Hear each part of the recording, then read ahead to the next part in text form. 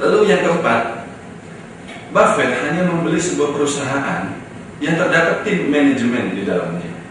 Kenapa demikian? Karena Buffett hanya mau fokus pada kegiatan investasinya, bukan kegiatan operasional perusahaan.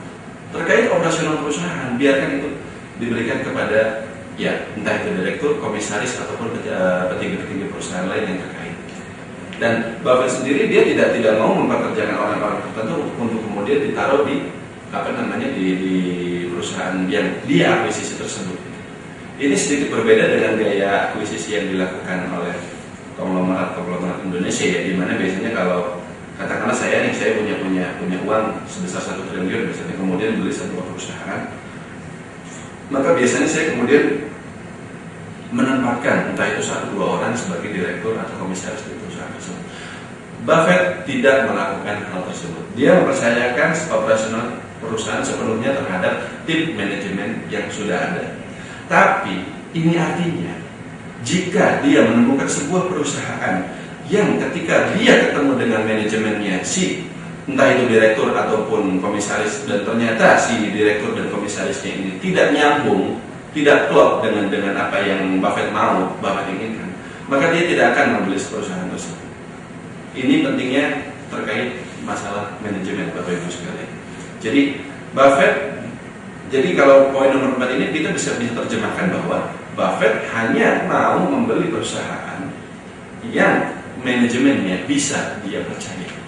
Jika tidak, dia tidak akan membeli perusahaan tersebut sebagus apapun perusahaan tersebut kinerjanya. Seperti itu, Bapak Ibu sekalian. Karena logikanya ketika Buffett, ya termasuk kita juga, membeli saham perusahaan tertentu, maka kita mempercayakan uang kita untuk dikelola oleh perusahaan tersebut, untuk dikembangkan, untuk menjadi peningkatan laba bersih, modal dan seterusnya, dan yang nantinya akan berimplikasi pada kenaikan harga saham yang bersangkutan. Kalau misalnya perusahaannya sendiri kita tidak, orang-orangnya tidak kita percaya, maka bagaimana mungkin kita menempatkan uang kita di situ? Seperti itu, Bapak Ibu sekalian. Kemudian nomor 5, perusahaannya bermain di industri, di sektor atau di bidang usaha yang sederhana. Definisi sederhana ini bukan berarti istilahnya sesederhana mungkin, tapi yang memang Warren Buffett dalam hal ini dia mengerti industrinya gitu, seperti itu. Jadi kalau misalnya ada sebuah perusahaan bagus, manajemennya bagus juga, kinerjanya bagus segala macam, tapi dia bergerak di bidang yang dia tidak mengerti, Buffett ini tidak mengerti gitu, maka Buffett pun tidak akan membeli sahamnya. Kenapa, Bapak Ibu? Ya karena bagaimana mungkin kita membeli sesuatu yang kita tidak mengerti itu perusahaan apa? Bukan begitu. Nah, jadi dalam hal kita menemukan sebuah saham, entah itu di bidang tertentu, tapi kita tidak mengerti sektornya itu seperti apa, maka sebaiknya kita jangan beli saham. Karena kalau misalnya ada kejadian tertentu yang kemudian menyebabkan harga saham yang kita pegang itu bergejolak, dan kita tidak mengerti apa yang menyebabkan saham kita itu menjadi naik dan turun seperti itu, maka yang timbul adalah panik, yang timbul adalah khawatir, karena kita tidak tahu apa yang terjadi. Ini tidak akan terjadi kalau kita membeli saham di perusahaan yang kita mengerti mengenai industrinya, mengenai bidang usaha yang dijalankan oleh perusahaan yang bersangkutan. Buffett ketika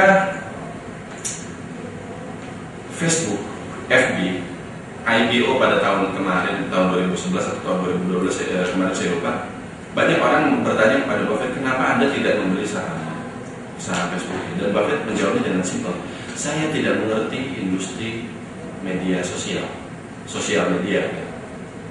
Jadi kenapa saya harus membeli sahamnya? Sementara saya tidak mengerti Facebook itu sebenarnya perusahaan apa. Seperti itu. Jadi bukan karena katakanlah Buffett mengatakan Facebook itu jelek atau enggak, tapi karena dia tidak mengerti. That's it.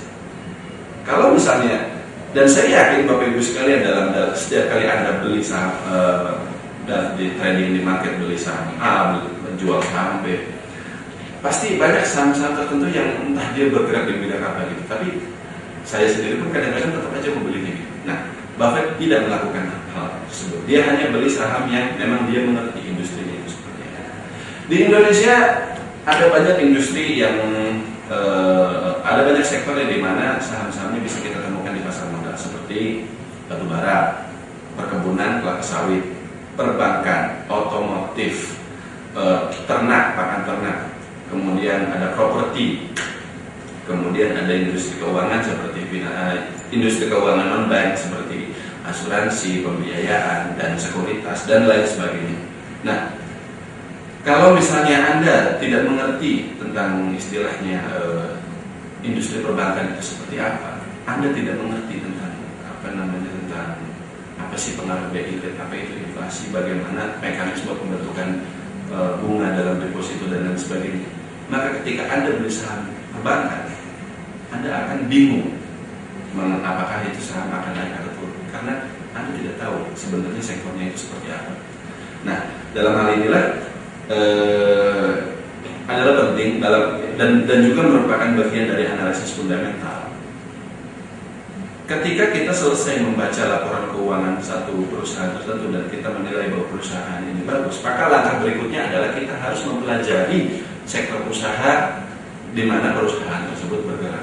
Contohnya mungkin sektor yang sangat populer di Indonesia ini karena memang kita punya industrinya cukup besar di situ adalah batu bara, CPO, perbankan, dan mungkin ternak. Nah, kalau misalnya Anda memang sungguh-sungguh berniat untuk untuk berinvestasi di saham-saham di sektor tersebut, maka ada baiknya Anda juga belajar tentang batu bara itu seperti apa sih, misalnya sistem pertambangannya, bagaimana cara perusahaan dia memperoleh batu bara, menjualnya kemana, harganya berapa royalti yang harus dibayarkan pemerintah, berapa pajaknya, dan berapa biaya tenaga kerjanya, apakah batu bara itu jenis-jenisnya ada yang bagus dan ada yang tidak terlalu bagus, dan hal-hal seperti itu. Bagaimana kita mempelajarinya? Ya, tinggal buka aja internet, ke Wikipedia atau misalnya di Google.com, semuanya ada. Yang penting kita mau baca atau tidak, seperti itu. Oke. Itu adalah nomor 5 ya. Nah, dan terakhir nomor 6, perusahaannya atau sahamnya yang kita bicarakan di sini memiliki harga jual yang jelas, bukan melalui lelang. Jadi misalnya ada orang dia menawarkan kepada Warren Buffett, Pak, saya punya perusahaan nih, saya mau jual kepada Anda. Kemudian Buffett berminat. Tapi kemudian si pemilik perusahaan ini dia bilang lagi seperti ini, tapi Pak, ada beberapa orang yang berminat pada perusahaan saya ini, jadi nanti Bapak ikut lelang. Maka sudah pasti Bapak akan mengatakan tidak, mendingan nggak usah.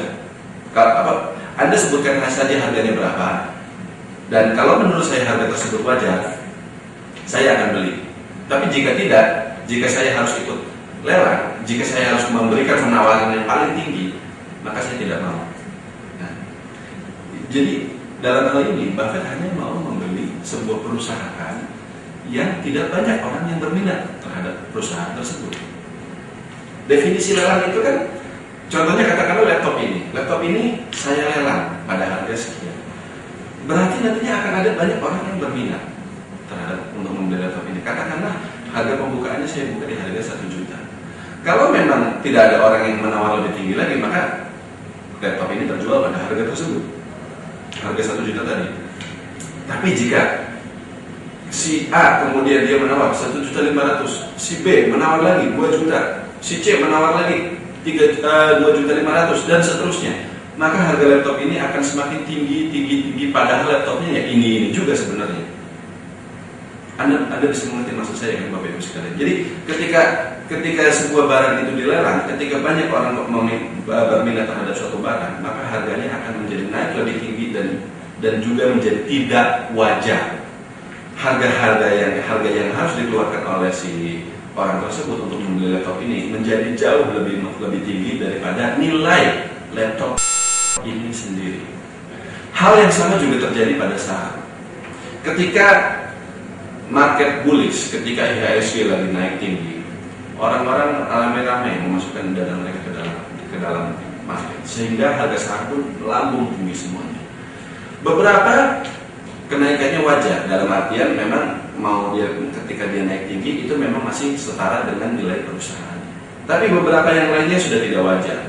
Kenapa? Karena banyak orang yang berminat pada saham tersebut. sehingga katakanlah saham A yang harga realnya sebenarnya cuma Rp1.000, tapi karena banyak orang yang